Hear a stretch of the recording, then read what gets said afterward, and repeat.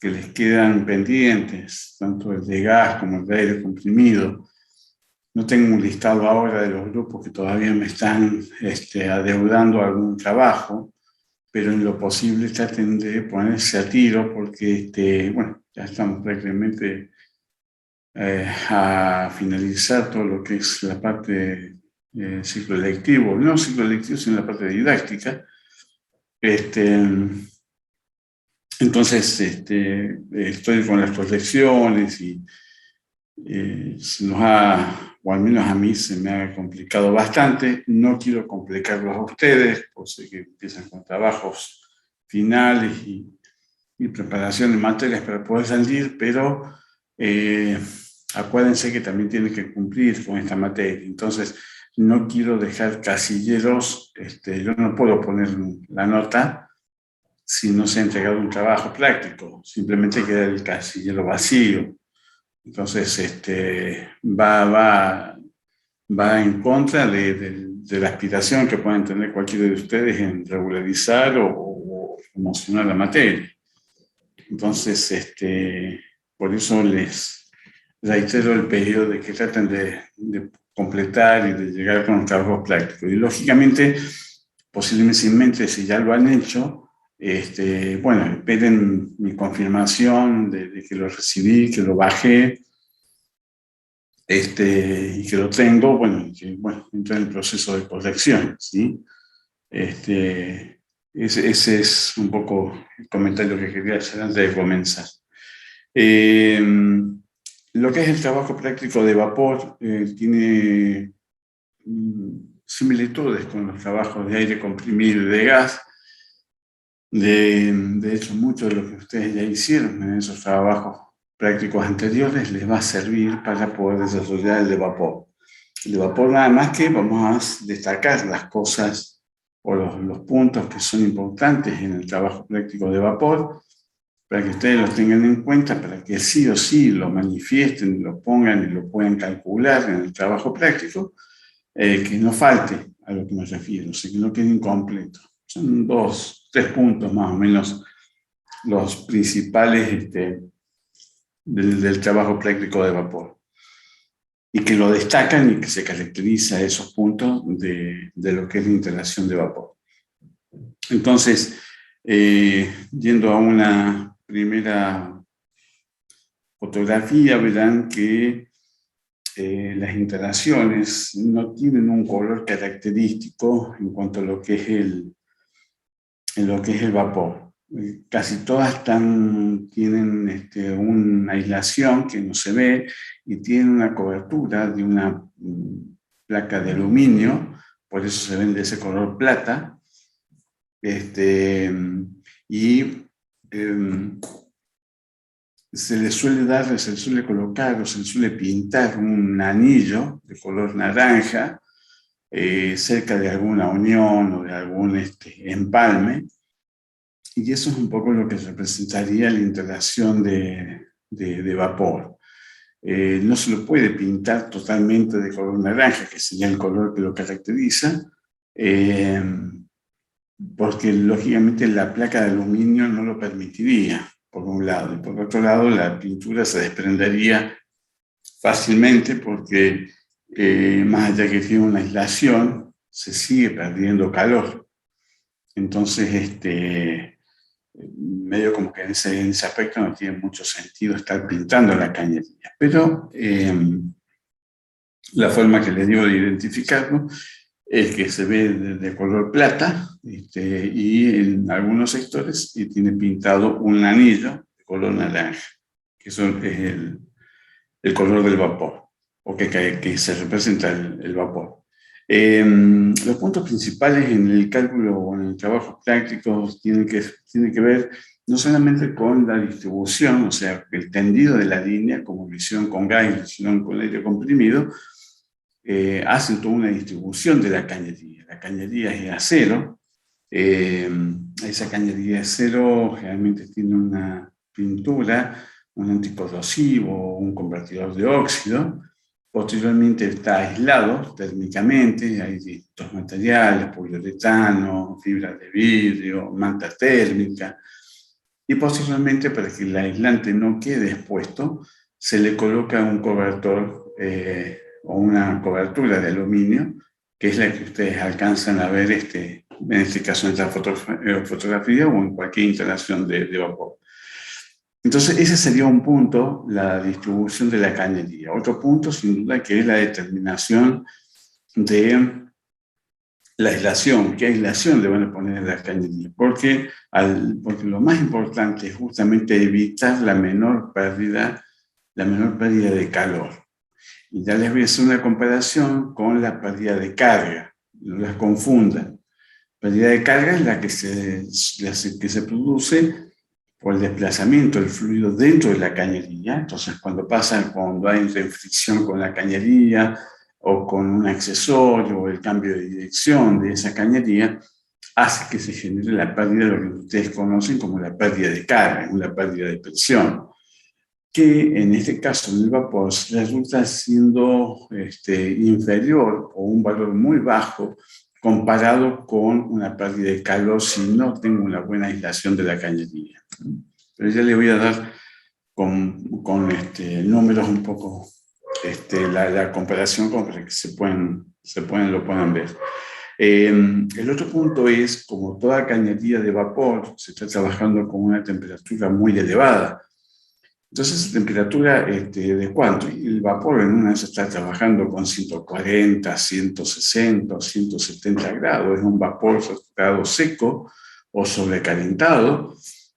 Entonces alcanza temperaturas realmente muy altas. Entonces, eso cuando está trabajando, pero lógicamente una vez en la caldera y tanto el sistema no trabaja todo el día. Entonces, en un momento se detiene, se apaga.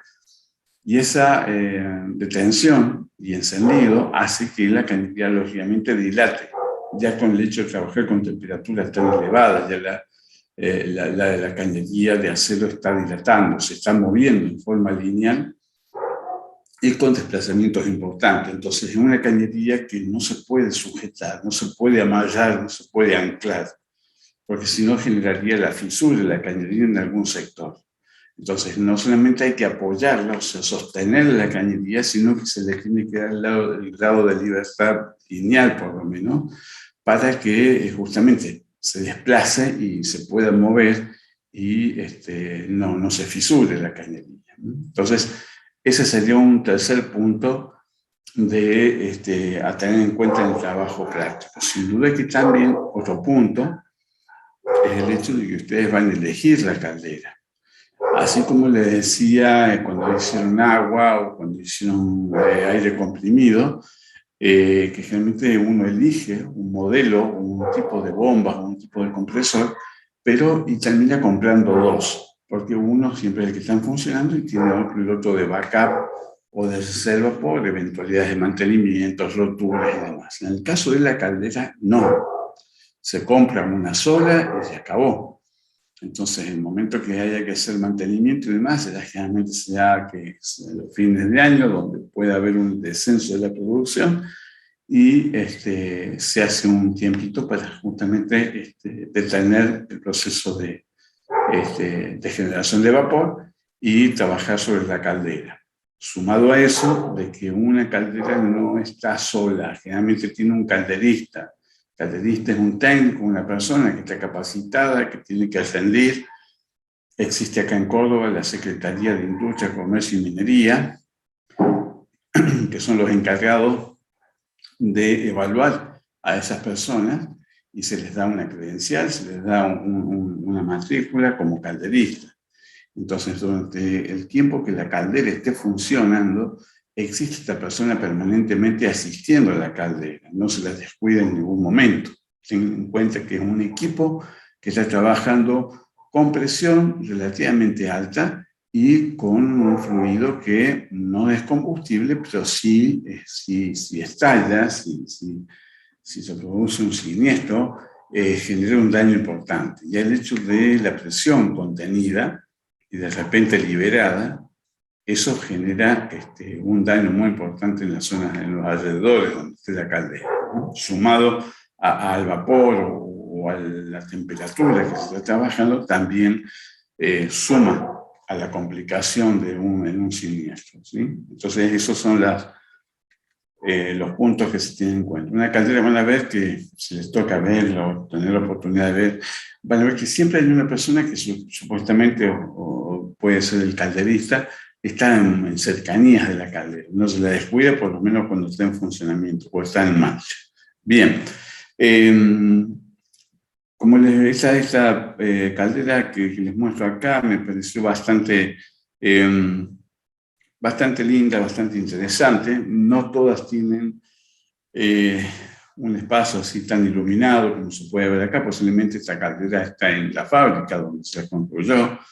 Pero lo que le importa acá de la caldera es que, por ejemplo, este elemento que se ve de color rojo en la parte derecha de la fotografía es lo que es el quemador. Un quemador en sentido horizontal. Y fíjense que toda la parte superior de la caldera, en el lomo de la caldera, suelen haber elementos de dos tipos: elementos de protección y de seguridad, y elementos de medición y control. Entonces se van a encontrar con manómetros que están midiendo presión. En una caldera, en esa caldera les consulto o les pregunto, tal vez alguno lo sepa, ¿qué se utiliza para medir lo que es temperatura en el caso de la caldera? ¿Se está utilizando termómetros o se usa pirómetros?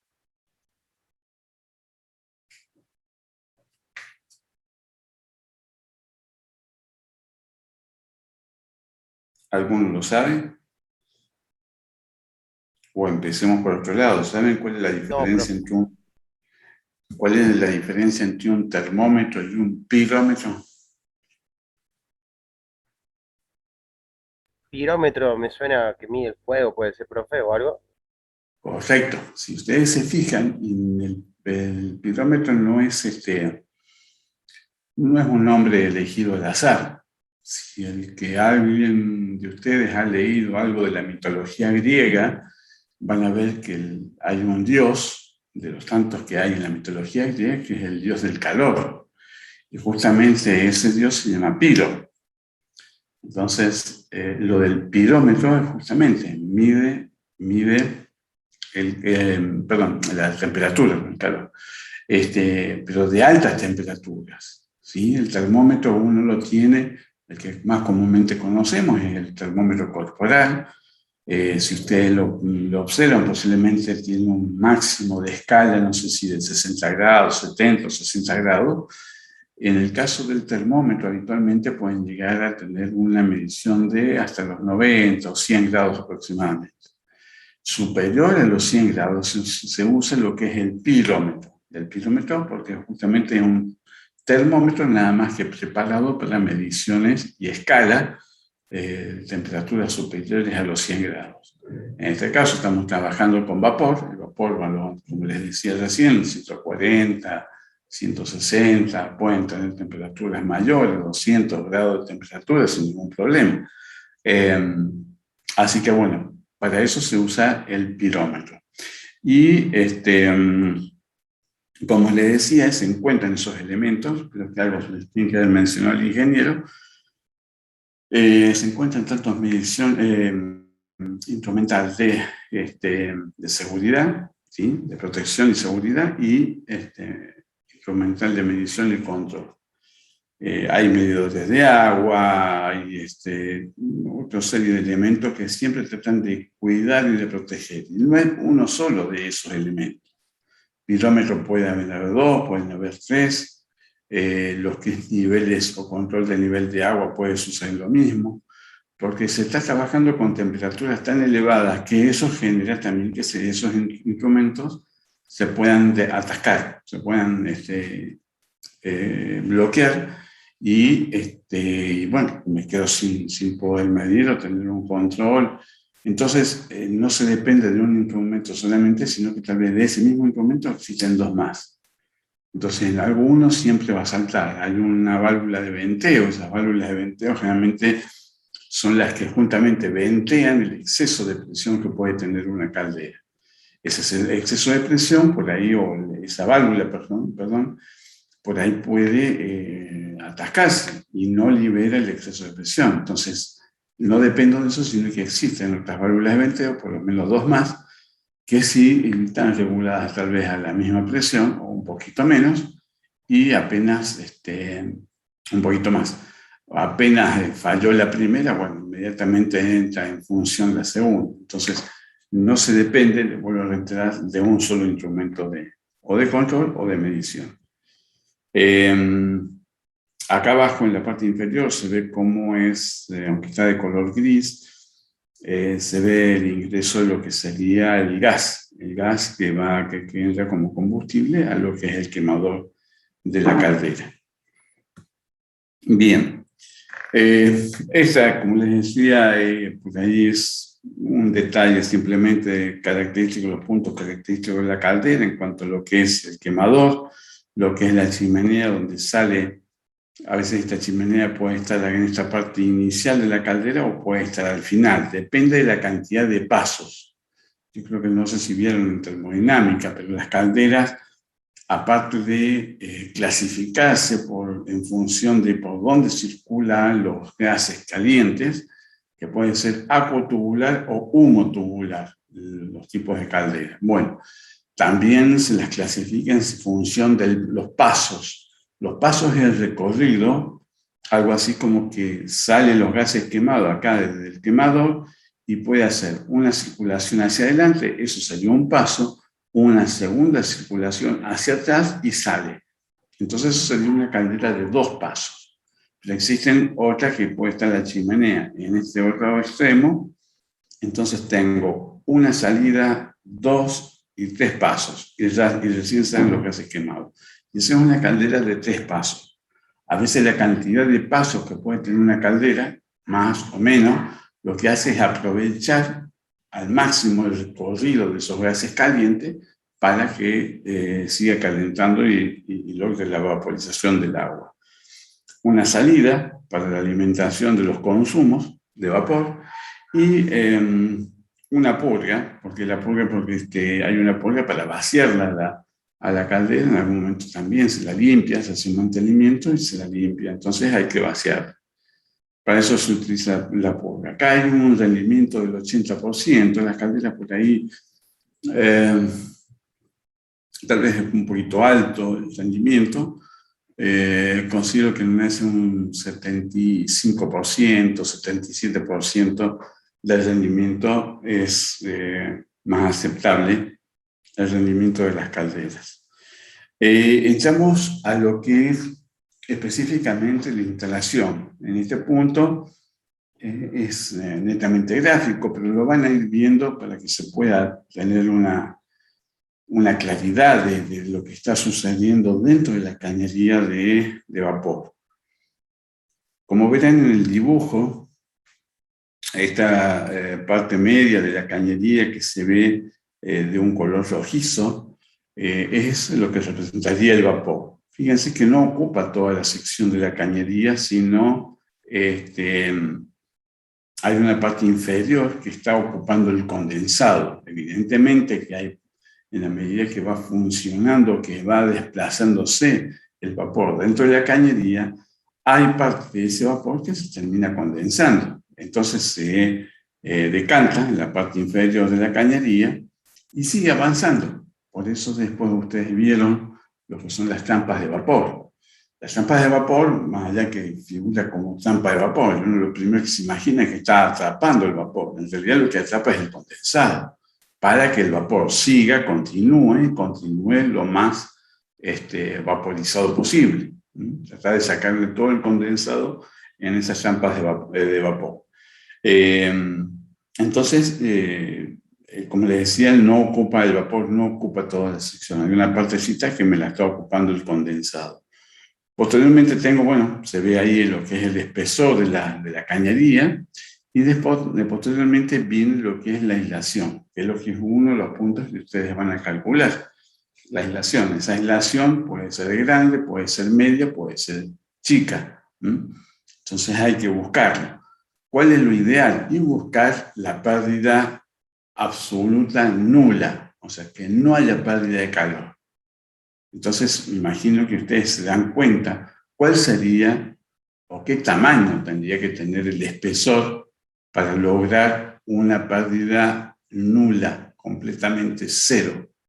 ¿Cuál sería ese espesor? Hasta suele ser una pregunta de examen, aunque parezca sencilla, pero ¿la saben? ¿Cuál sería ese espesor? El más grande. Pero ¿cuánto vale el más grande? ¿Cuánto tiene un número o tiene una definición? ¿Con qué tamaño tendría ese más grande? Sin duda que sí. En la medida que yo tengo un espesor pequeño, tengo un espesor medio y tengo un espesor grande. Ahora, si yo quiero lograr que no tener nada de pérdida de calor, ninguna pérdida de calor, cero pérdida de calor, ¿de qué tamaño o cuál sería el espesor de ese aislante?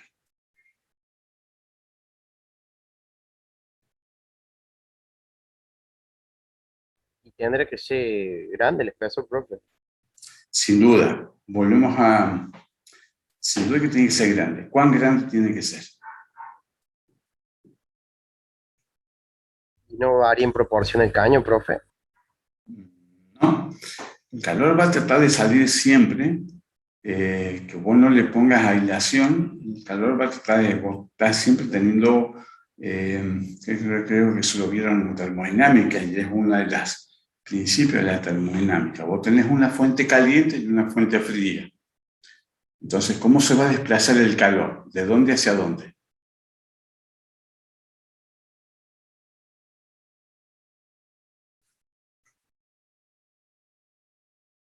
Desde el más frío al más caliente, profe. ¿Cómo? ¿Cómo? ¿Me Perdón, repetís? desde el más caliente al más frío, profe.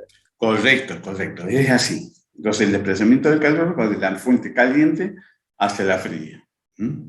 Bien. Ahora, si vos querés, si tu idea es tratar de que el calor de la fuente caliente directamente no lo puedas transferir, lo aislás. Y lo aislás con un aislante, con un espesor. ¿De qué tamaño? Para que no pueda salir nada de calor de la caliente hacia la fuente fría.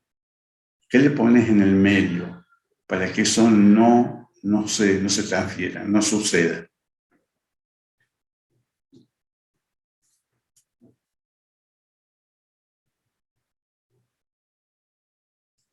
Le van a poner un aislante. Y está viendo un poco lo que ustedes están diciendo. Un aislante grande. Y vuelvo a insistir. ¿Cuán grande tiene que ser ese aislante?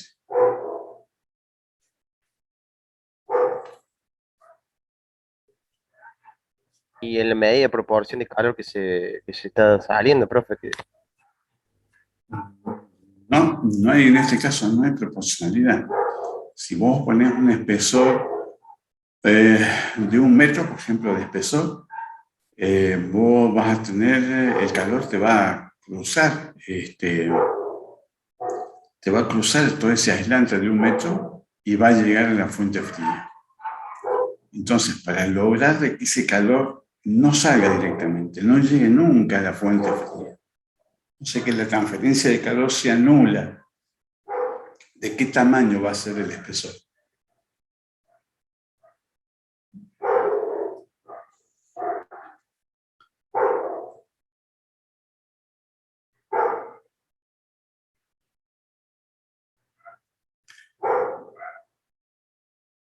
¿Se acuerdan cuando decía el personaje ese, Buzz Lightyear, que el tipo decía cuando quería volar, ¿a dónde quería ir? Infinito. Exactamente, exactamente.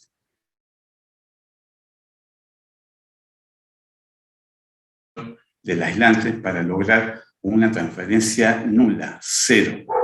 Evidentemente que es algo muy ideal, pero es el tamaño del aislante debería ser infinito para que no tener pérdidas de calor, ¿sí? Por eso la importancia de la aislación térmica, en este caso vamos a estar trabajando fluido de vapor, se trata de colocar un aislante o llegar a colocar un aislante para tener la menor pérdida de calor. Sin duda que calor van a perder, porque evidentemente que tampoco no puedo llegar a colocar un aislante infinito. Pero el aislante que le ponga me va a mitigar, me va a disminuir esa pérdida, pero no me va a evitar que tenga pérdida. ¿Se entiende? Sí, profe. Bien, entonces, de lo que es la cañería, la parte del aislante y posteriormente, después del aislante, como también les había comentado hace un ratito, no se lo deja el aislante expuesto, se lo trata de proteger mecánicamente, porque por ahí siempre pasa alguien cerca y sin querer, porque está llevando una escalera o algo, y bueno, golpea o lastima el aislante. Y con la temperatura que está en la cañería, por el vapor, en el tiempo, si los dejo expuestos, ese aislante termina medio como que endureciéndose, va perdiendo aislación térmica, se cristaliza, entonces queda muy frágil. Entonces fácilmente se puede romper. Entonces ante esa situación se le coloca una protección de aluminio para que justamente no quede la aislación expuesta. Ya lo vamos a ver en otra fotografía, se van a dar cuenta mejor. Esta es simplemente una estructura que por ahí en las instalaciones de vapor, donde más se usan son en las industrias alimenticias. Entonces ellos suelen tener estructuras así con esa perfilería, todo esto que está pintado de color verde, mucho perfil U, perfil doble T, porque son estructuras plataformas que sostienen la cañería. En este caso pinta como si fuese una cañería de aire comprimido, pero las de vapor suelen tener una semejanza a esta fotografía. Por eso simplemente la coloqué dentro de la exposición. Esto es un circuito sencillo, donde tengo la caldera, que es la que me genera el vapor. Tengo una bomba que me alimenta, esa bomba se abastece de un tanque de agua. Entonces siempre se trata de que la caldera mantenga un nivel de agua permanente.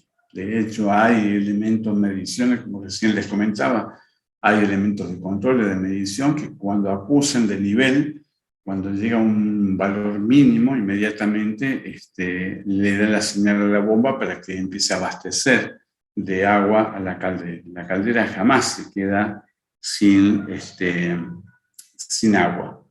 Entonces después se hace la distribución de la cañería para la llegada y la alimentación a los distintos lugares que necesitan el vapor para trabajar.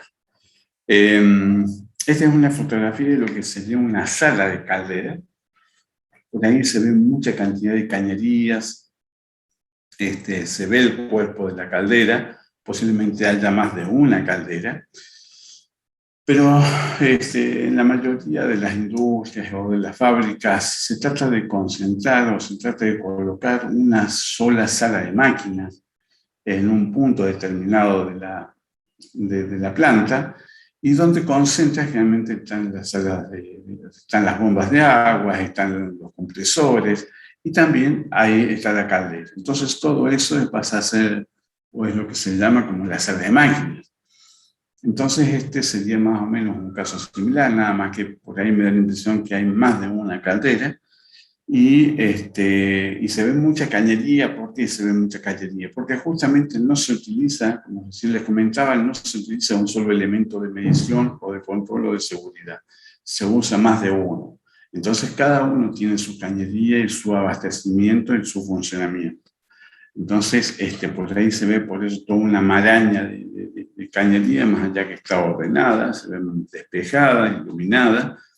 Entonces se ve con claridad lo que es la caldera específicamente, donde está el quemador, se ve la cañería de gas, y la cañería de gas, fíjense que llega acá en la parte derecha inferior de la fotografía, se ve la llegada del gas para el abastecimiento de esa caldera, pero también se ve la acometida desde el gasoducto troncal, se ve la alimentación o la cometida para la alimentación posiblemente de dos calderas. Entonces posiblemente sea, no se ve con claridad, pero sea una sala exclusivamente de calderas, y que haya más de una, dos o tres por lo menos. Estos son todos elementos de control, de medición, un tablero, así que eso es lo que pueden llegar a ver en una sala de caldera. O se pueden encontrar también con compresor de aire, con bombas de agua, en general, como les decía, para concentrar en un mismo punto de la planta todo lo que es sala de máquinas. Esta es una instalación que se ve a la salida posiblemente ya de la caldera y que va a abastecer a lo que es la planta. Entonces, como verán, todos tienen un color plata, porque justamente tienen la cobertura, ya tienen puesta la aislación, y por encima de esa aislación está colocada la protección mecánica, que es esa placa de aluminio.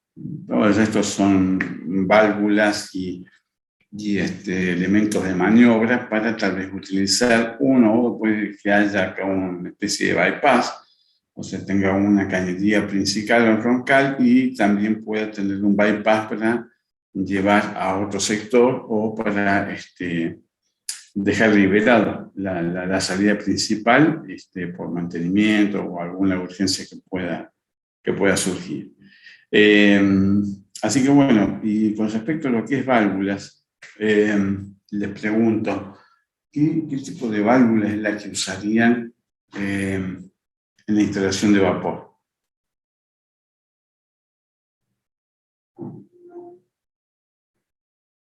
Esa sí la saben.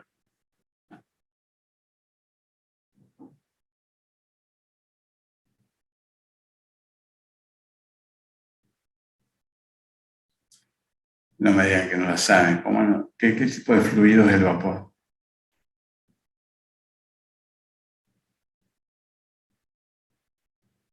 Gaseoso. Correcto. Y en el caso de ser un fluido gaseoso, ¿cuál es el tipo de válvula que se aplicaría en esta instalación?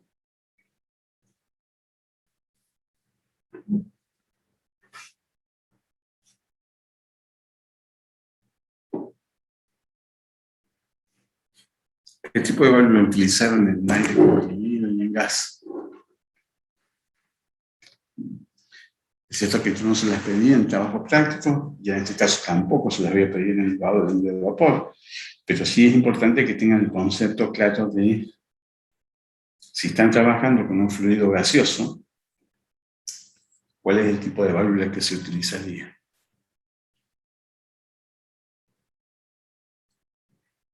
Mariposa. Mariposa, sí, es un tipo de válvula que se usaría y dentro del grupo, la mariposa sería un nombre que se le da a una válvula para identificarla. ¿Y dentro de qué grupo estaría esa válvula mariposa?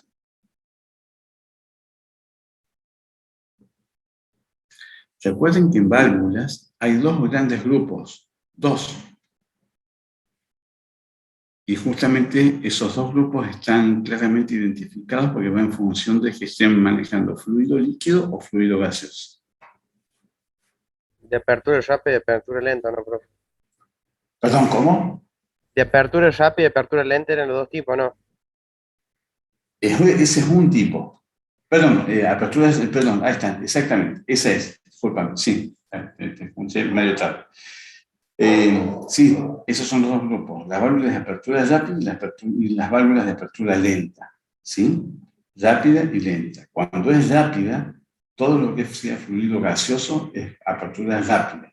Por eso la mariposa o la válvula esférica, la de un cuarto de vuelta, esa es un cuarto de vuelta. Apenas le hacen un cuarto de vuelta, ya están habilitando todo el paso del fluido por esa válvula. Entonces, esas son de apertura rápida.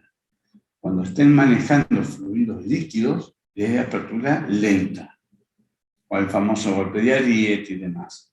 Entonces, justamente por eso piden que se abra lentamente para evitar el golpe de ariete. Y en el caso de los fluidos gaseosos, se puede hacer rápido, se puede producir el golpe de ariete, pero como el fluido gaseoso es mucho más elástico, Entonces prácticamente pasa a desapercibir su golpe de entonces, ese sí es el concepto que ustedes deben tener con claridad, de qué tipo de válvulas se usa en una o en otra instalación. Esta es simplemente una fotografía, un dibujo de la caldera, marcando los elementos que forman o que componen la caldera.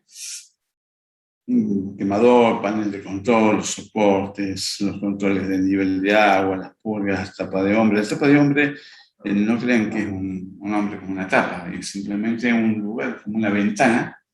Esa ventana se puede sacar y se puede ver interiormente la cañería, cómo están los bases de tubos dentro de la caldera. Separador de agua, las válvulas de vapor, válvulas de venteo, válvulas de seguridad, tanto cuando hay exceso de vapor como cuando hay exceso de presión, tienen válvulas de protección o de seguridad para que justamente se disparan para liberar ese exceso de vapor o de presión. La entrada de agua, que son los cuerpos de presión, donde recibe la mayor presión, el visor del quemador. Este visor lo que se trata de hacer es mirar para ver la llama del quemador. Suelen tener uno en la parte posterior o enfrentado a lo que es el quemador y suelen tener un otro visor cercano al quemador. De los dos se puede observar el tipo de llama que se está produciendo. Una etapa de cenizas, esto es para hacer mantenimiento. Realmente cuando quema mal durante un tiempo que no se ha hecho limpieza, se junta carbón, ¿sí? Hay un desprendimiento propio o hollín propio de la combustión, y todo eso hay que limpiar. Entonces existe esta etapa de ceniza justamente para sacar, suelen haber bandeja, o simplemente se tira o se mete un escobillón o una cadena para poder arrastrar toda la ceniza que pueda estar acumulada en esta parte de la caldera. Los quemadores generalmente, pueden trabajar con combustibles como gas natural principalmente, gas licuado. En algún momento estuvieron trabajando con gasoil, había calderas, quemadores que trabajaban con gasoil. Hay calderas que también trabajaron con elementos, no sé si la empresa Taim, que es una empresa que se dedica a un predio grande, creo que está por la autopista Córdoba-Carlos Paz, donde se pueden depositar o se hacen tratamientos de residuos, basura. Y por ahí creo que habían logrado obtener de la cáscara del maní molido, utilizarla como combustible para las calderas que ellos tienen. Tenían grandes incineradores y esos incineradores lo utilizaban los que eran con grandes quemadores que usaban el combustible que era la cáscara de maní. Y entonces, en el caso de esta figura que les estoy mostrando, es simplemente una caldera donde el ingreso de gas no necesita de una presión muy elevada. Posiblemente el gas que ingresa a este quemador necesita la misma presión que ustedes tienen en la cocina o en el calefón o en el calefactor o en el termotanque de la casa de ustedes. Se necesitan 20 gramos por centímetro cuadrado. No se necesita ingresar con grandes presiones.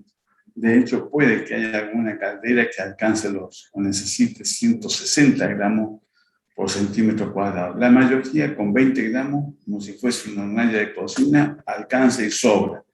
¿Por qué? Porque la gran presión o la gran velocidad y la gran potencia que le da a esa mezcla de aire-gas natural es este soplador de aire, esta turbina de aire. Entonces, esta sí es la que le da la potencia y le da la fuerza a la llama. De hecho, termina siendo una combustión pobre. Hay un defecto de gas natural, hay un exceso de aire y un defecto de gas natural. Entonces, se logra una combustión pobre, pero al mismo tiempo se alcanza un color de llama, de color azul o de color violeta, que con un poder calorífico alto. Entonces, ¿qué es lo que se trata de buscar? Y al contrario de ese color de llama está el otro color que ustedes pueden haber visto con más frecuencia, este es el color amarillo. O sea, como el color amarillo en una combustión es una llama que tiene un exceso del combustible, ¿sí? Un defecto de aire. Entonces, por eso aparece esa llama amarilla, es más sucia, porque tiene desprende más hollín, más carbón. Entonces, eso sí se trata de evitar. Se trata de buscar que sea más bien de color azul, violeta, que es la llama que quema, teóricamente, ¿sí? Bien. Y acá comenzaríamos lo que es específicamente la parte escrita del trabajo. Entonces, como lo hicieron con los otros anteriores, empiezan con el baricentro de carga, encontrando el punto medio de la planta en función de las 10 máquinas que se les ha dado cada grupo. Pero seguramente al encontrar el baricentro de carga les va a dar en el medio de la planta. También, sin duda, que no pueden colocar una candela en el medio de la planta. Entonces la van a colocar posiblemente, y eso es decisión del grupo, si la ubican donde ubicaron la sala de compresores o los compresores, o donde ubicaron las bombas de agua. Eso depende de cada grupo. ¿Lo pueden ubicar diferente de donde están los otros equipos? Sí, eso depende, como lo reitero, en decisión del grupo. Por ahí el hecho de tener un poquito así el argumento o el respaldo del por qué, no porque quiera, sino porque, bueno, nos pareció mejor, estéticamente mejor, o una distribución mejor, o nos acercamos a donde realmente teníamos la máquina que nos consume vapor. Sería otro de los motivos. Pero, volviendo a lo que es el cálculo, el inicio del cálculo, bueno, con el baricentro de carga, cómo se hizo en los trabajos anteriores. Esta ecuación es la que también les va a permitir tener una aproximación de cuál sería el diámetro que van a necesitar, ¿sí? El caudal lo tienen como dato, saben cuánto consume cada máquina, eso es parte de la información que se les dio. Velocidad, bien, es un poco lo que estábamos hablando cuando hacíamos un comentario recién respecto de cómo estoy trabajando con fluidos gaseosos. Me permite trabajar con velocidades mucho más altas, mínimamente 20 metros segundo, pero puedo trabajar con 40, 35, 40, 45 metros segundo. Me lo permite, me lo facilita el fluido gaseoso. Entonces, pueden trabajar con velocidades más altas.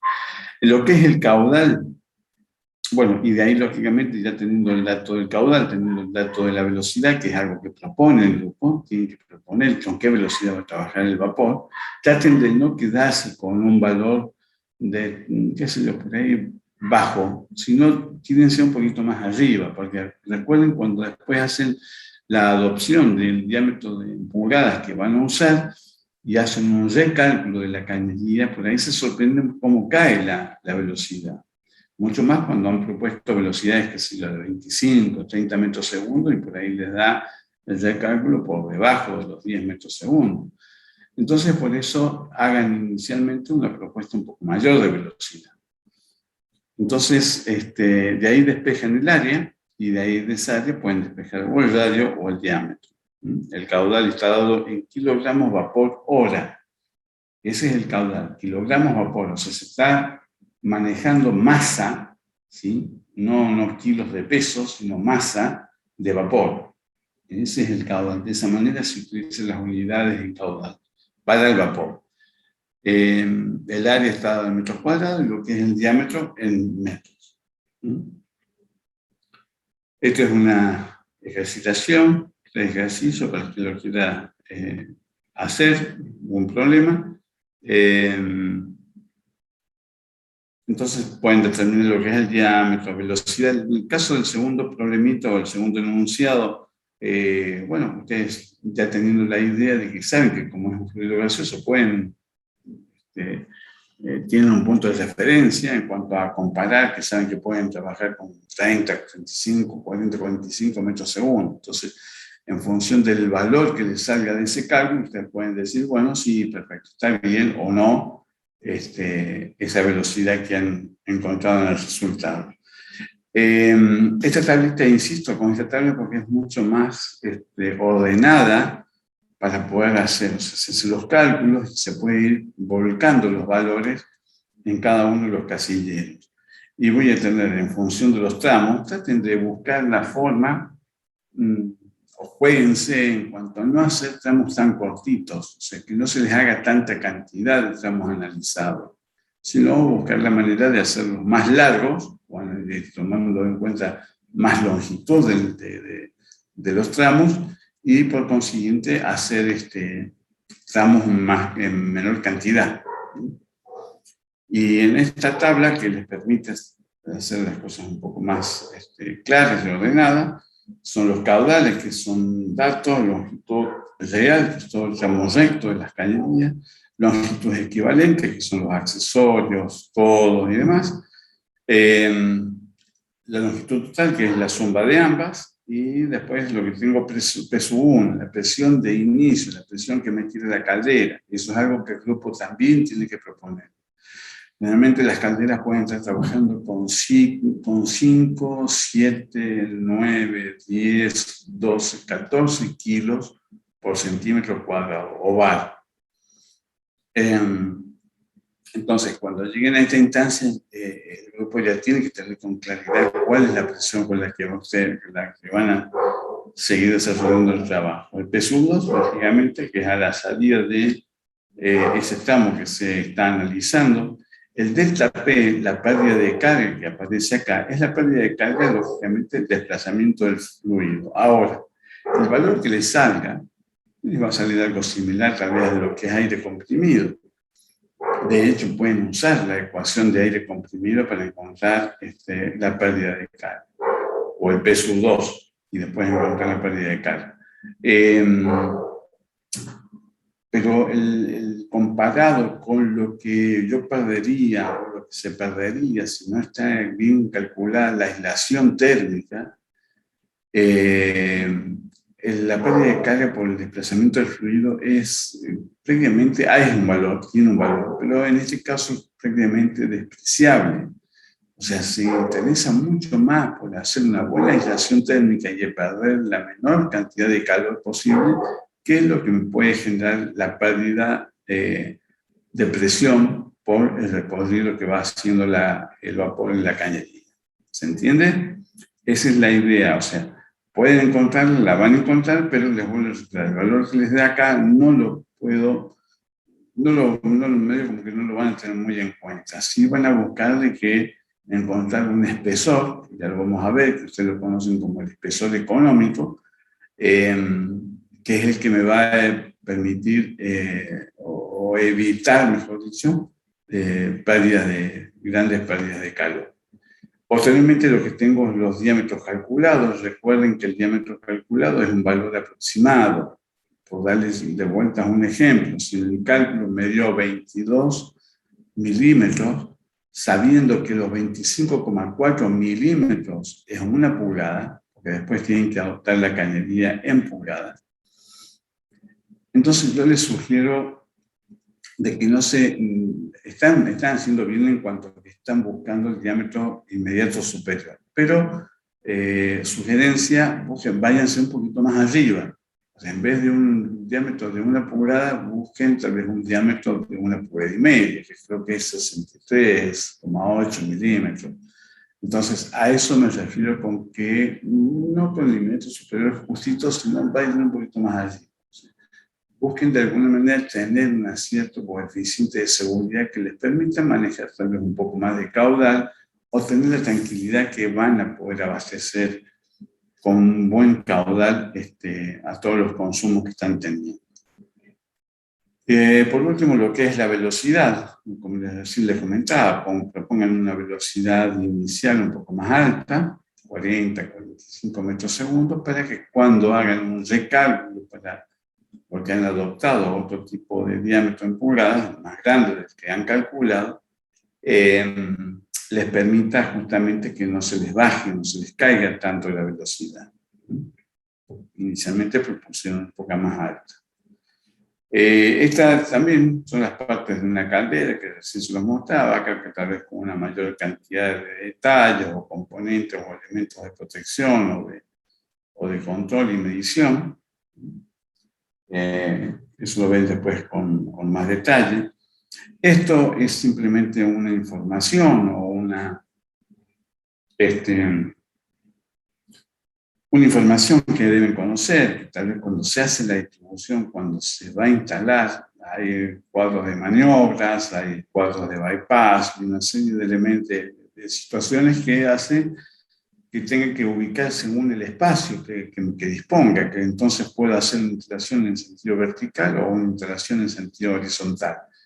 No hay una que predomine, una tiene ventajas en algunas situaciones con respecto a la otra, pero es simplemente una cuestión de información que deben conocer, que deben saber que existe, pero siempre esto se termina armando en función del espacio que uno dispone para hacer. Bien, y acá sí vamos a entrar en lo que es específicamente la pérdida de calor o el cálculo de la aislación térmica, que es uno de los puntos principales del cálculo o del trabajo práctico. O sea, ya hicieron el trazado tentativo de la distribución de la cañería, ya más o menos tienen una idea de cuál es el diámetro de esa cañería, ya saben dónde van a ubicar la caldera, han elegido la caldera. Entonces, queda como otro elemento, como otro punto de cálculo importante a tener en cuenta es la aislación térmica. Entonces, desde el gráfico, el dibujo que se ve acá, donde se ve el fluido es vapor, tengo una temperatura T sub 1. Esa T sub 1 es la temperatura del vapor. Si el vapor, que eso también el grupo lo tiene que definir. Si consideran que el vapor es 140 grados, 160, 170, eso es algo que el grupo debe definir ya de antemano, cuál es la temperatura con la que van a manejar el vapor. Después tengo una T sub 2, una temperatura exterior, que es inmediatamente finalizado la cobertura, la aislación, la cobertura mecánica de esa cañería, tengo la temperatura de T sub 2, que no la conozco, no sé cuánto es ese valor de T sub 2. Esa es una de las funciones, es calcular, encontrar qué temperatura vale T sub 2. Ya les voy a explicar un procedimiento con el cual van a encontrar T sub 2. Pero volviendo a lo que es la pérdida de carga total, la pérdida de carga está dada por la suma de los tres tipos de transferencia de calor que pueden haber. Ustedes lo tienen que haber visto, lo tienen que recordar termodinámica. Yo tengo una transferencia de calor o una pérdida de calor por conducción, tengo una por convección y tengo otra por radiación. En el caso de la conducción, es propia de los sólidos. Y la conducción en este caso se finaliza cuando va de un punto de la cañería, desde el punto interior de la cañería hasta el punto exterior de la cañería. O sea, cuando atraviesa esa conducción, atraviesa el espesor de la cañería. Entonces, esa no la puedo considerar, tiene un valor, no es nulo, tiene un valor numérico, pero en este caso no la puedo considerar, porque se finaliza ahí, se termina ahí donde termina el sólido, donde termina la cañería. Sí tengo que tener en cuenta las pérdidas por convección y por radiación, y efectivamente es ahí donde encontramos el igual de lo que es el calor por convección. Tengo un coeficiente de convección térmica, tengo S, que es una constante propia de los cuerpos calientes, en este caso que se llama emisividad. Tengo una temperatura exterior, que es la T sub 2, que es la que no conozco. Ya les voy a hacer una aclaración en cuanto a, para que no se confunde, porque acá en el dibujo figura el T sub 2 y la T sub E. Son exactamente, es lo mismo, es la misma temperatura. Nada más que en una nomenclatura usa T sub E como temperatura exterior y en otro caso T sub 2. Y después tengo temperatura exterior menos tengo una temperatura media. También ya les voy a decir de dónde sale esa temperatura media. Multiplicado por Z, Z considero el tiempo, en este caso puedo considerar en una hora, o sea que Z toma valor 1, cuando estoy midiendo el calor por convección en una hora. Y lo que es el igual del calor por radiación, tengo sigma, que es el coeficiente de radiación térmica. S, volvemos cuando tenemos emisividad, volvemos a tener temperatura exterior y volvemos a tener temperatura media. Entonces, buscamos, en este caso, disculpen, antes de continuar, yo les pongo la emisividad, que un poco cuerpo caliente, más o menos 0,6 kilocalorías por metro cuadrado, grados centígrados hora. Para lo que es el poliuretano, recuerden que esa constante tanto de radiación como de convección depende del material. En este caso, para lo que es el poliuretano H, porque son coeficientes de transmisión de calor. Una por convección y otra por radiación. Entonces, los aislantes tienen esa constante también, ¿sí? Tengo H y tengo sigma. En este caso, estos valores son propios del poliuretano. Ustedes pueden utilizar cualquier otro aislante, una manta térmica, una fibra de vidrio. Bueno, esas aislantes también tienen los coeficientes de radiación y los coeficientes de convección. Antes de seguir, ¿hasta ahí está claro? ¿Hay alguna duda? Si hay alguna duda, por favor, directamente me lo hacen saber a través del audio y se los trato de responder, así lo escuchan el resto de los compañeros, ¿sí? Hasta ahora bien, profe. Bien, perfecto. Entonces,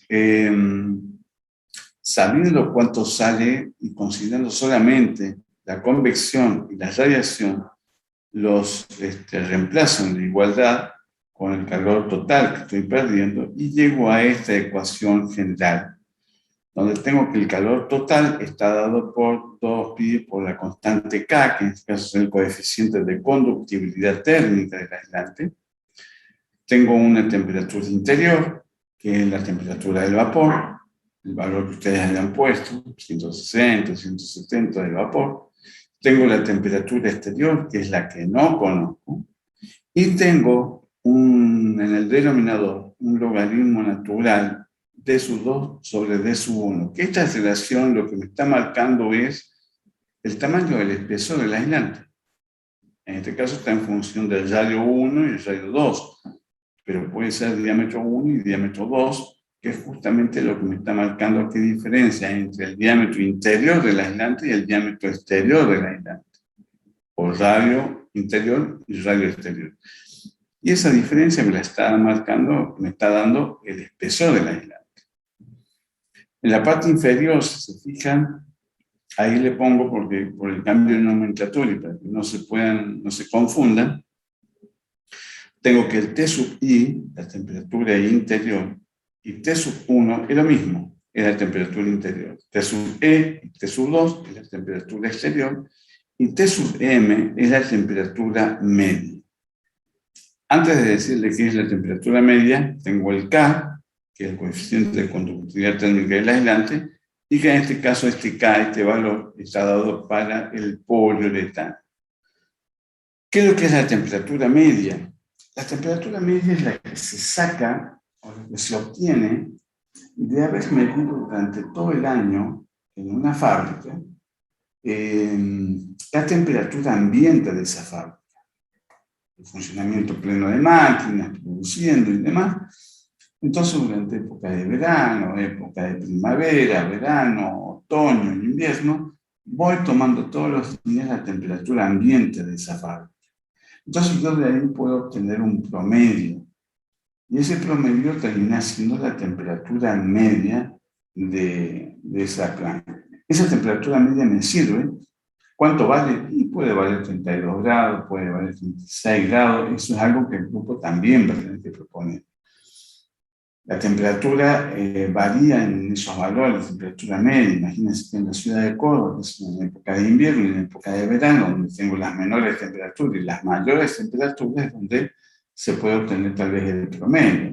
Puedo obtener temperaturas de 32, 36, 37, 40, 41. Todo depende tal vez cómo haya sido ese año. En invierno, temperaturas más bajas, y en verano con las temperaturas más altas. Bueno, lo que debe quedar claro es que el T sub M sale de esa forma de medir. En este caso, en el trabajo práctico, ustedes lo van a proponer. Y ya vamos a ir tal vez a un ejemplo para que puedan ver cómo van a calcular la T sub 2, la temperatura T sub 2, que es la que me estaría faltando acá para yo poder resolver en función de ese espesor del aislante, cuál es la cantidad de calor que estoy perdiendo. Bien, estas son fotografías más o menos de lo que se suele ver como aislante. El aislante, fíjense, esto es muy tradicional, donde se ve con media caña, son media caña, y donde se ve la forma de cuna, que tiene donde va alojado la cañería.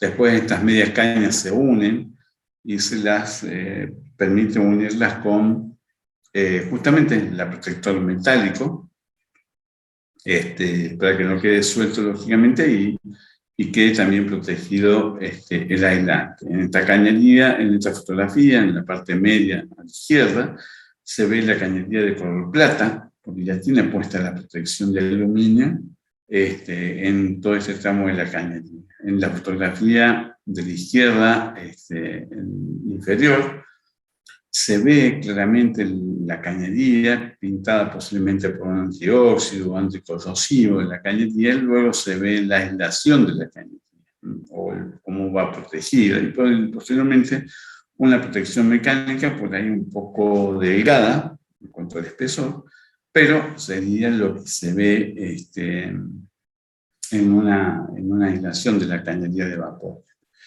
Fíjense que en la columna de media se ve ahí cómo se va armando la aislación sobre la cañería y se tiene ahí presentado lo que es la cobertura de aluminio. Entonces, toda esta cobertura de aluminio después va sujetando o va sosteniendo la aislación y al mismo tiempo la protege para que no quede expuesta al intemperie o por algún daño que pueda sufrir externamente. En la fotografía de abajo de la columna media se ve ya la cañería preparada, aislada, no solamente del aislante, sino el protector exterior, y se deja al descubierto las partes, las puntas de la cañería, porque después posteriormente esto va soldado. O sea, la mayoría de las instalaciones de vapor, todas las instalaciones de vapor va soldado, no hay nada enroscado, todo soldado. Entonces se deja en este caso, ya están preparadas las cañerías, se dejan los extremos para poder soldar. En la columna de la derecha, se ve en la primera fotografía un aislante que por ahí suele ser fibra de vidrio, por ahí muy parecida al aislante que se usa para las instalaciones de los aire acondicionados. Con una protección metálica que se ve ahí un poco más delgada, pero esa es una forma también, en este caso fíjense que no tiene ningún corte, en este caso se puede envainar, lo que se dice envainar la cañería, que es meter la cañería entera dentro de este aislante ya hueco para protegerlo, y lo único que me quedaría es la aislación térmica. Y en la fotografía de la derecha inferior lo que se ve es una manta térmica, que es más gruesa, pero al mismo tiempo también hay que sostenerla y sujetarla o con precinto. En algunos casos le colocan alambre, no es lo mejor, pero sí un precinto. Y posteriormente encima de esta que se ve en la fotografía de color blanco, se coloca lo que es la protección metálica o el aluminio, para no dejar expuesta esta aislación. Y acá entramos en lo que es específicamente cómo calcular esa T sub 2 o T sub E, que es la temperatura que ustedes no conocen, y se usa esta ecuación empírica, una ecuación que me permite justamente encontrar, después de varios cálculos y recálculos, encontrar cuál es la temperatura exterior 2 que me corresponde. Y entonces yo comienzo proponiendo una temperatura media. En este caso, para el ejemplo, propuse 36 grados de temperatura. Esa temperatura, como le digo, lo propone el grupo, una temperatura media, que puede ser 32, 34, 36, 37, 40. Eso depende de quiénes, qué temperatura deciden colocar. Y después el resto de los componentes, el 0,1 y 160 grados de la temperatura del vapor. Menos 36, temperatura media que es la que había elegido, me termina dando una temperatura de 48,4 grados centígrados. Esta temperatura, este valor que me da acá, lo tomo como mi temperatura media y vuelvo a hacer el cálculo nuevamente. Entonces, temperatura ahora tengo 48,4, ¿sí? Igual lo reemplazo todo, la temperatura del vapor sigue siendo la misma, y obtengo 59,56. Y así sucesivamente. Siempre tomo el último valor como mi temperatura media para el siguiente cálculo. Entonces, al final, cuando termino, porque esto se hace varias veces y, pero, lógicamente, también tener un tiempo, una cantidad determinada de veces para hacerlo. La característica se da de que, fíjense, acá hay más o menos 9 veces que están repetidas en la operación. Y entre la octava y novena vez, ya empieza a establecerse una diferencia, hasta te le dirías la sexta. Fíjense, entre la sexta y la séptima tengo 94, 6 grados de diferencia. Entre la séptima y la octava, entre los 100 y los 106, vuelvo a tener 6 grados de diferencia. Y entre 106 y 111, vuelvo a tener más o menos 5,5, 6 grados de diferencia. Entonces, si sigo operando de la misma forma, sí, sin duda que puedo hacer, 20 operaciones de la misma manera, pero igualmente esa constante, o mejor dicho, esa diferencia se va a ir manteniendo en el tiempo. Entonces es ahí donde en algún momento se dice, bueno, ya está, suficiente. En este caso yo fui haciendo 9 operaciones. Entonces llegué al final, ya me di cuenta que se repetía o se reiteraba la diferencia. Entonces dije, listo, hasta acá llegamos. Y adopté como temperatura T2 o temperatura exterior los 112 o 111 o 112 grados. Esa es la manera de encontrar el T2 o el T-E. ¿Sí? ¿Está claro? ¿Se entiende?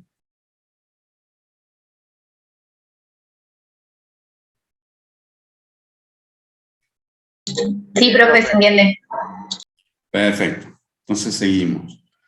Entonces, lo que se busca con todo esto es llegar a encontrar el espesor económico. ¿Qué significa encontrar el espesor económico? Justamente es un equilibrio entre encontrar un espesor que me permite la menor pérdida de calor, pero al mismo tiempo también me permite no gastar más de la cuenta, o sea, tener un gasto, o mejor dicho, recuperar el gasto de esa inversión en un tiempo determinado, ¿sí? Por eso llegamos a estos gráficos, donde tengo un par de ejes cartesianos. En la columna o en las ordenadas tengo los costos, y en las abscisas tengo el espesor del aislante. Y van a armar y van a hacer 2 curvas. Una curva, esta, la que les estoy marcando con el cursor, que es la que me representa las pérdidas de calor en función del espesor del aislante. Como verán, en la medida que se van aumentando el espesor del aislante, la pérdida de calor va disminuyendo. Es lógico, a mayor espesor, menor pérdida y transferencia de calor. Pero también en la medida que voy aumentando el espesor, el costo de la inversión o el costo de la recuperación de esa inversión también se me va haciendo mayor. Entonces, no puedo irme tan lejos, porque si no directamente no lo puedo hacer. El costo tan elevado de instalación que evidentemente no se puede hacer. Entonces, justamente se trata de buscar ese espesor económico que me logre ese equilibrio entre estos dos parámetros. La suma de ambas curvas me termina dando lo que es una resultante, que es el costo total. Ese costo total le va a dar como una forma parabólica y el punto más bajo de esa parábola termina siendo lo que es teóricamente mi punto más bajo. Entonces llevo la ordenada hasta cortar la abscisa y encuentro mi espesor económico. ¿Sí? Mi espesor económico.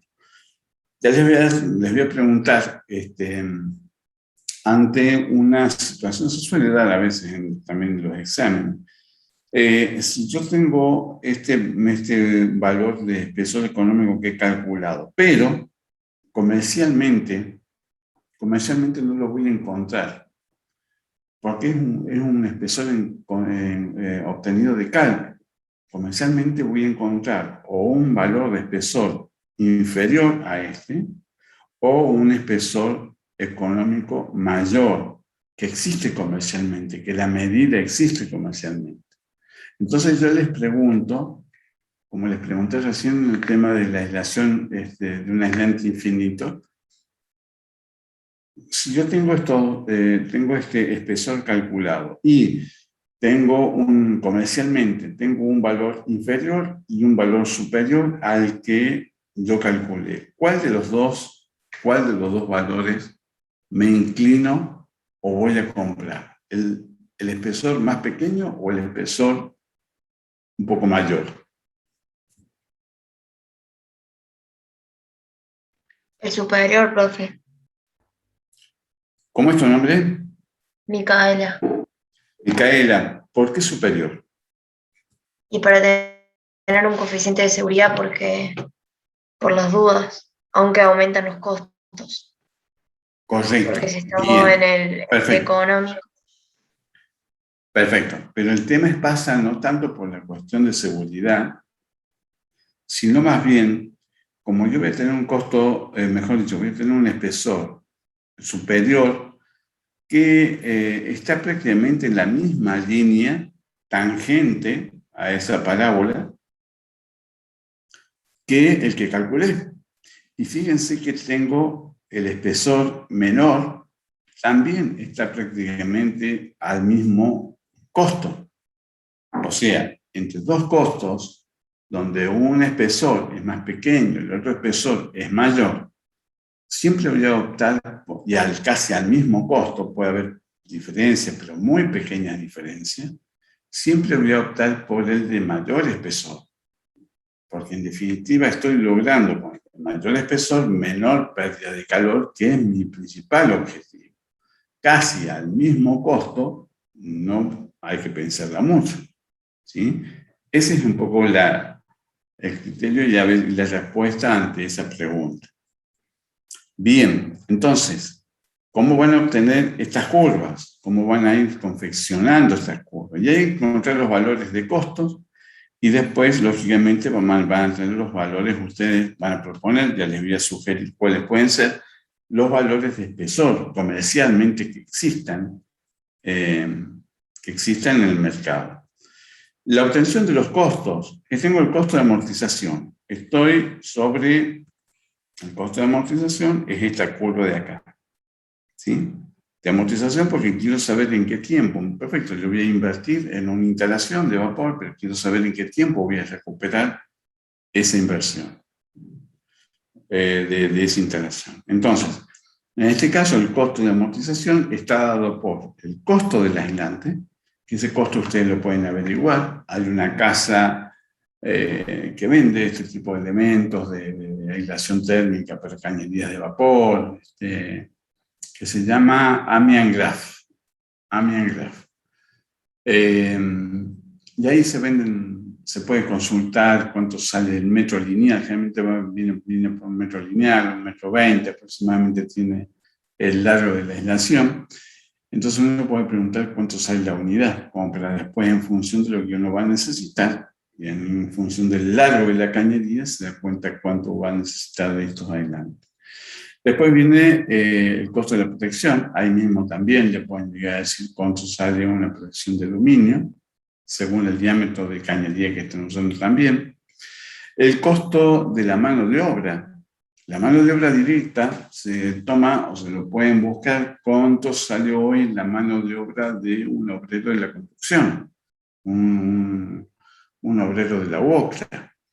Entonces, a ese valor, ustedes le agregan por lo menos un 20% más. ¿Por qué? Porque simplemente el que la operación, está bien, no es un albañil el que le va a hacer la instalación, pero es una persona que sí se dedica a hacer esto y tiene un poco más de conocimiento, un poco más de preparación, y por consiguiente su costo, su valor de hora hombre, la hora de trabajo, es un poco mayor al del obrero de la construcción. Dividido en el denominador la amortización. ¿En qué tiempo yo quiero recuperar ese dinero o esa inversión? ¿Sí? Traducido en horas. Tal vez el tiempo de recuperación puede ser 2 años, 3 años, 5 años. ¿A cuánto equivale esos 3 años, 5 años en horas? 8.000 horas, 10.000 horas. Bueno, ese es un poco el valor que va en el denominador. Y después tengo el costo operativo. El costo operativo es este de acá, que es justamente el que hacía que a medida que aumento el espesor del aislante, tengo menos pérdida de calor, y lo obtengo por esta operación, por esta ecuación. Esta ecuación está compuesta por lo que es la pérdida de calor, esto que recién les decía, les permitía esta ecuación, esta es la pérdida de calor. Esta ecuación es la que le está dando la pérdida de calor, la pérdida de calor. Esto está simplemente en función del espesor. A mayor espesor, menor pérdida. A menor espesor, mayor pérdida de calor. Bueno, de ahí aparece ese dato. Entonces tengo lo que es pérdida de calor por el costo del gas. El costo del gas lo pueden obtener en las boletas de gas de un domicilio, y a eso posiblemente hay que dar, no sé si un 10 o un 20%, porque en este caso sería el costo del gas, el metro cúbico industrial. El que ustedes, la boleta de la casa de ustedes es la domiciliaria, pero en este caso es el costo industrial. El gasoducto, el gas es exactamente el mismo, nada más que el uso, mejor no el uso, sino los conductos que se usan para abastecer lo que en los parques industriales, fábricas y demás, es diferente al gasoducto que abastece a la población, la parte poblada, la parte domiciliaria. Entonces, y también eso lo diferencia de Ecogas. El costo del gas industrial es un poco más caro que el costo de gas domiciliario. En el denominador tengo lo que es el poder calorífico del gas, que son las 9.300 kilocalorías por metro cúbico, por un rendimiento de la caldera, que se puede poner un 65, un 77%, si quieren colocar 80, no está mal. Para mí 80 puede ser un poco alto, pero bueno, también debo decir que no es mala esa decisión. La pérdida de calor está dada en kilocalorías por metro lineal por hora, el costo del gas, metro cúbico, pesos por metro cúbico, y el rendimiento de la caldera, es lo que recién les estábamos comentando. Entonces, en este gráfico yo estoy teniendo los valores de costos acá. Necesito del espesor para justamente entre esos dos puntos ir armando lo que son las curvas, las dos curvas. Entonces ya de acá ya saco el valor de los costos. Y acá son las otras tablitas que me van ayudando en función del espesor para ir armando el gráfico. Cada gráfico, ustedes seguir con esto, cada gráfico pertenece a un diámetro de cañería. Y a ese diámetro de cañería ustedes en este caso colocan 5 espesores diferentes, que le van a dar 5 puntos, que les va a permitir armar la curva y que no les salga, ya les voy a mostrar, cuando a veces se utilizan pocos puntos, la curva termina siendo no tan curva, sino más bien una línea recta y algunas curvas medias chatas, muy aplanadas. Entonces, para que salga más o menos mejor, se suele tomar más cantidad de puntos. Entonces, lo que tengo acá es el costo del aislante, que eso, como ya les decía, lo pueden averiguar, el costo de amortización, que es el que ustedes ya estuvieron calculando, en función de los espesores. El espesor de 3/4, de 1 pulgada, pulgada y media, 2 pulgadas, 2 pulgadas y media. Y lo mismo sucede con la pérdida de calor, que también ya lo estuvieron calculando, y el costo operativo. Perdón, el costo operativo es lo que estuvieron calculando y las pérdidas de calor que los van entendiendo en la medida que ustedes van colocando estos espesores, utilizando estos espesores. Eso les va a permitir armar curvas, o que les aparezcan las curvas, que estas curvas, tanto de pérdida de calor como la de los instalación y el costo total, no les aparezca tan chatas, como por ejemplo, me refiero a algo así.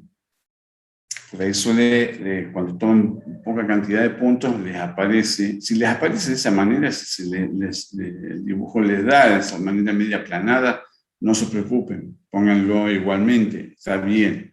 De hecho, fíjense que en el cruce, tanto del costo operativo como del costo de interacción, se encuentra en un punto diferente a donde a mí me da el punto más bajo de la resultante. Y es ahí donde yo tengo que bajar la ordenada y que me va a terminar marcando cuál es el espesor económico que yo tengo para ese diámetro de cañería. Entonces, la idea es que si ustedes van a utilizar, supónganse, 5 diámetros diferentes de cañería, apliquen solamente para 3 o para 2 o estandaricen, agrupen 2 o 3 tipos de diámetros de cañería en uno solo. ¿No? Aunque algunas cañerías que son pequeñas van a poner un caño más grande, sí, háganlo. Así no les queda tan, porque tienen que hacer estos gráficos, los tienen que hacer uno para cada diámetro de cañería. Entonces, por lo menos, hagan sobre 2 diámetros de cañería sería lo óptimo, lo ideal. ¿Se entiende hasta ahí?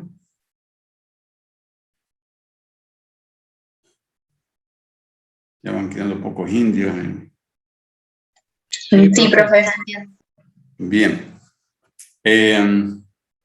Entonces entramos a la última parte del trabajo práctico, ya queda poquito.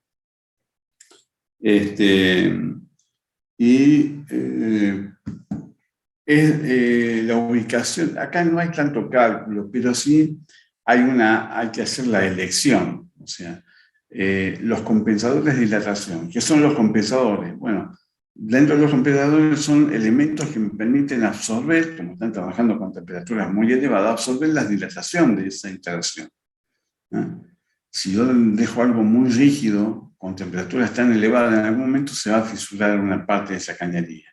Entonces tengo que tener elementos, en este caso compensadores, que me absorben, ¿sí?, esas dilataciones. Lo habitual es, o lo que ustedes conocen como omega o la lira, que eso se hacía anteriormente, se utilizaba artesanalmente, había personas que se dedicaban a darle curvatura a ese accesorio. Con el tiempo después aparecieron los accesorios, los codos y demás que me permiten hacer, en vez de una lira, hacer una U. Pero lo que quiero remarcar es que este dilatador, que es el compensador de dilatación, que tiene forma de fuelle, es el que no deben usar. Es simple, más sencillo, se usa, no hay problema, pero es demasiado simplista o demasiado sencillo tal vez instalar este tipo de fuelle. Entonces, sugerencia, se los muestro porque existen, porque se usan, pero no sería la cuestión de usarlas en este trabajo práctico. ¿Cuál van a usar? Cualquiera de estos, que son los que se usan actualmente también. O sea, ustedes van a hacer un trazado de la cañería y ese trazado les va a van a formar, aunque se van a dar cuenta inmediatamente, van a formar figuras geométricas. Y esa figura geométrica puede ser una Z o puede ser una L.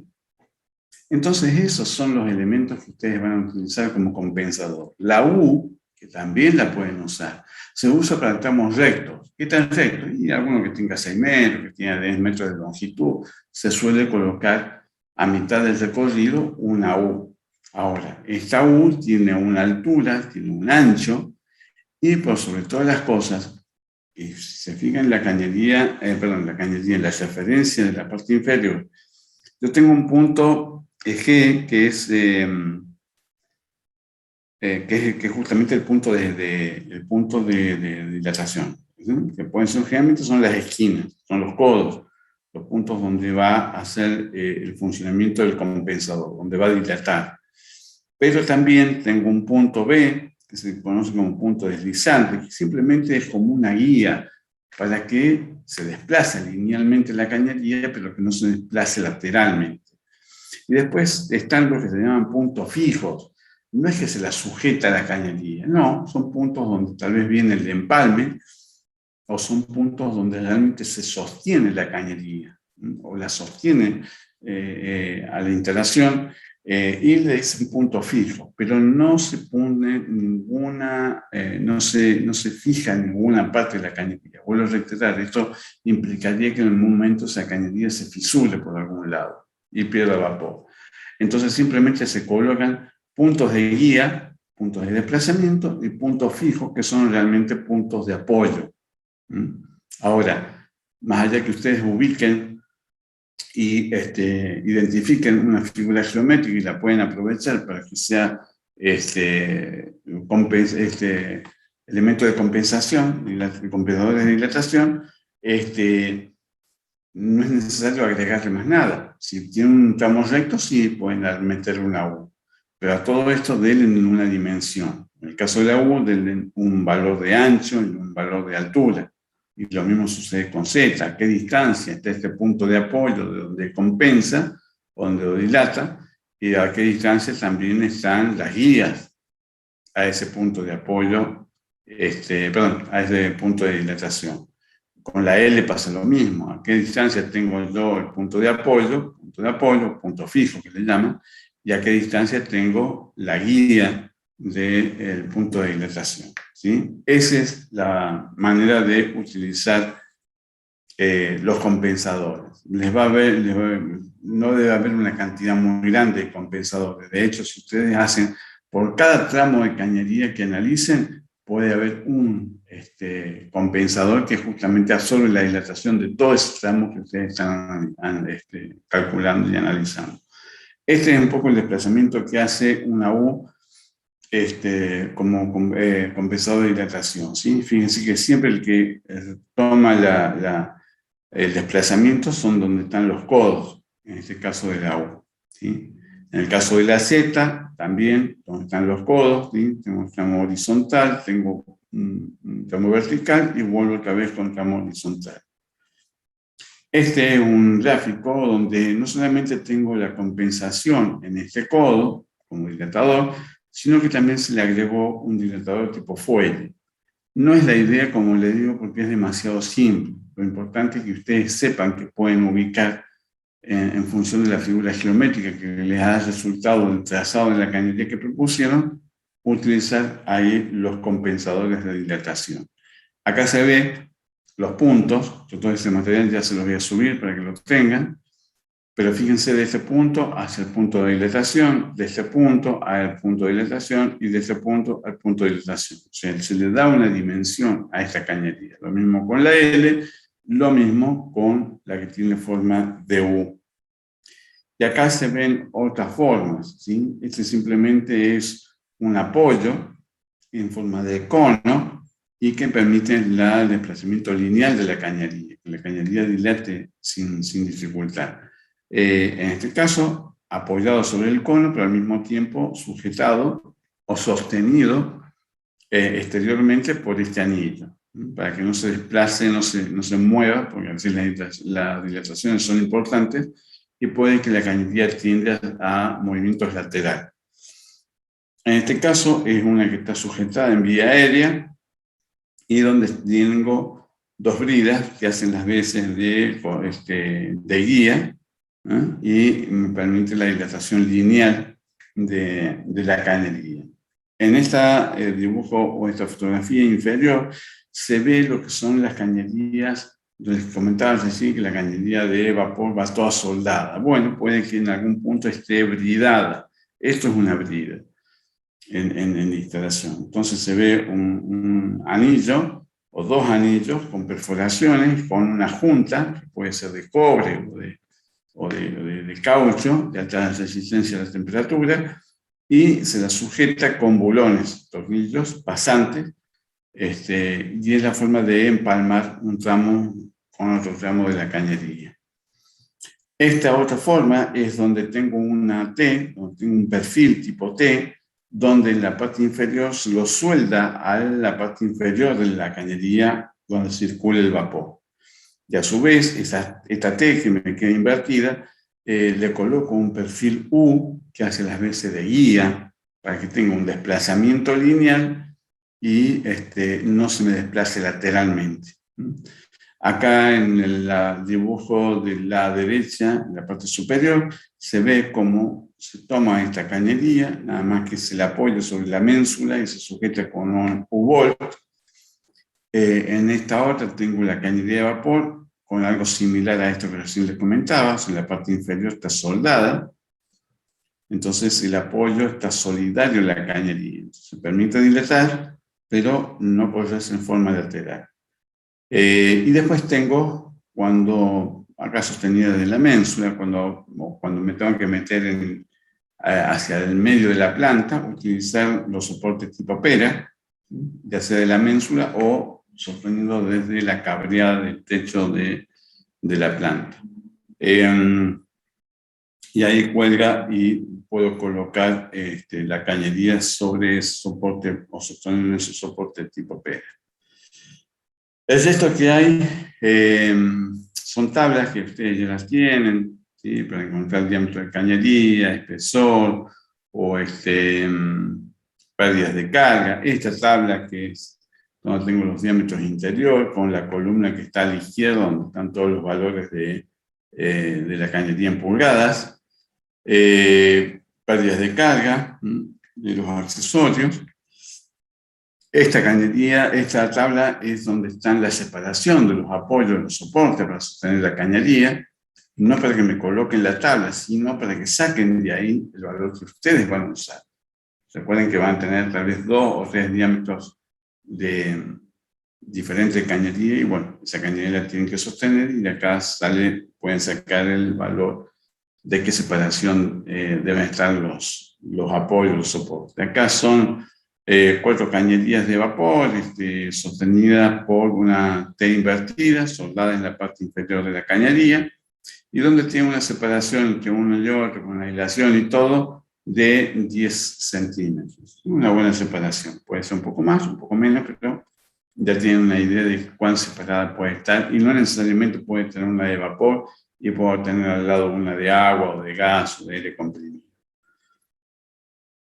La tabla de longitudes equivalentes, otra de longitudes equivalentes y demás, de los accesorios, tablas que ustedes ya tienen, la ven de un accesorio de contracción. Esto hace referencia siempre a que hagan la cañería de la instalación, la van seccionando, la van particionando, para que tampoco no le salgan mucha cantidad de tramos, sino hacerlo, qué sé yo, 6, 7, no más no llegar a los 10 tramos, sería mucho.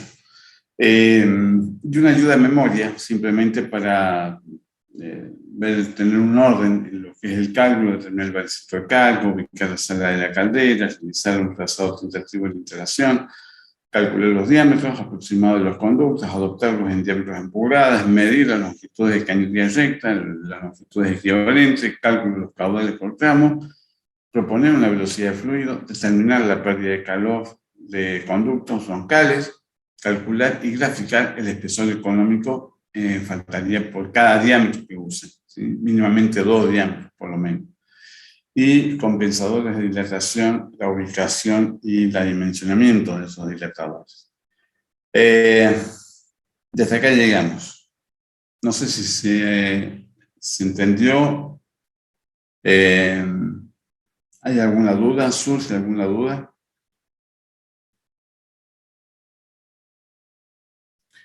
Bien.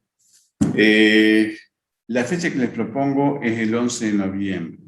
Aunque no lleguen o traten de llegar lo posible, primeramente traten de acercar o subir los trabajos que pueden quedar pendientes. Esperen a que les dé el ok de que lo he recibido. Ya me voy a poner a chequear todo eso. Yo también tengo demoras en devoluciones y demás, pero es a consecuencia del año malo que hemos tenido en general. Bueno, no hay que ser del tipo a corazón y tratar de hacer las cosas lo mejor posible.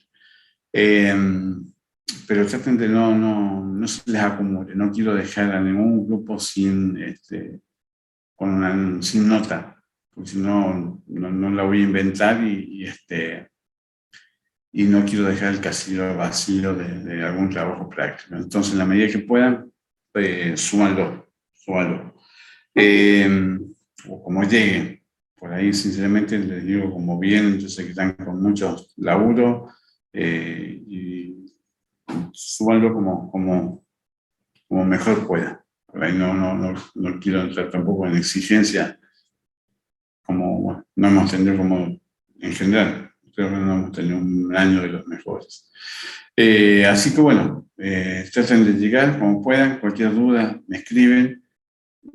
Trataré casilla también, se me ha llenado porque hay muchos mensajes que no he podido contestar, he tenido yo también mis dificultades y hace que se me hayan acumulado muchos, así que les pido disculpas a los que no he podido responder y en la medida que pueden traten de completar.